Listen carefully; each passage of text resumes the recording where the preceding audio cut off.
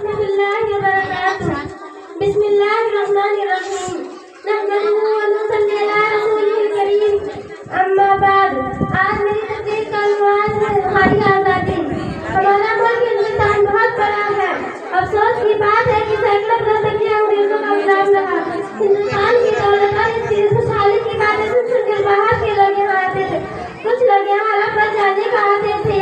कुछ लोग यहाँ की दौलत की लालच में हमला करते थे। यहाँ की दौलत समेत के घूमों के ले जाते थे। शुरू में अंग्रेज यहाँ तिजारत करने के आए थे। जिस तरह हिंदुस्तान के बाशिंदे हिंदुस्तानी कहलाते हैं, इसी तरह इंग्लैंड के रहने वाले अंग्रेज कहलाते हैं।